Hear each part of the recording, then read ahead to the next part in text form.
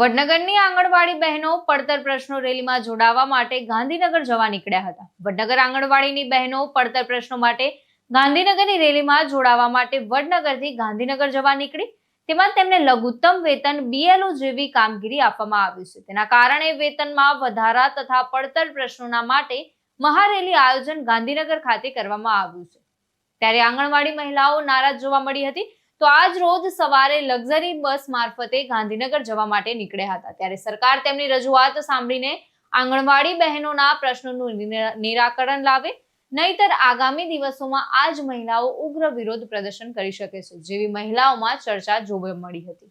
ત્યારે વધુ મહિલાઓ શું કહે છે તે સાંભળો। મારું નામ મકવાણા પ્રેમીલાબેન નિરાલાલ, હું આંગણવાડી કેન્દ્ર વડનગર 3 માં કાર્યકર તરીકે નોકરી કરું છું। અત્યારે હાલ અમે ગાંધીનગર રેલીમાં જઈ રહ્યા છીએ। એના મુખ્ય કારણો છે કે પહેલાં તો BLOની કામગીરી એમને સોંપી, જે અમારી કોઈ બેન કરવા તૈયાર નથી, એ કામ અમારે કરવું નથી।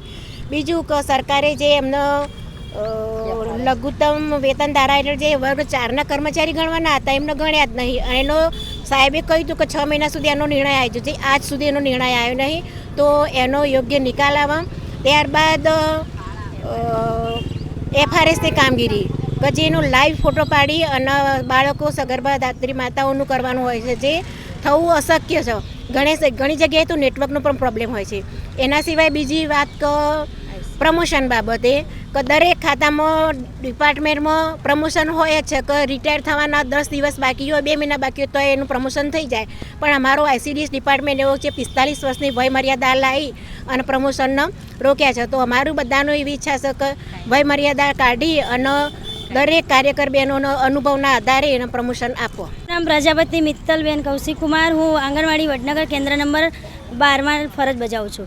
અત્યારે અમે જે ગાંધીનગર રેલીમાં જોડાયેલા છીએ, તો અમે અત્યારે જવા માટે તૈયાર થયેલા છીએ। તો અમારી બહેનો પણ ખૂબ જ આક્રોશથી રેલીમાં જોડાશે અને અમે જે ભારતીય મજદૂર સંઘના માર્ગદર્શન હેઠળ અમે આજે પૂરજોશથી રેલીમાં જોડાવા તૈયાર છીએ। हमारी मांगे પૂરી કરો, અમારી માંગે પૂરી કરો।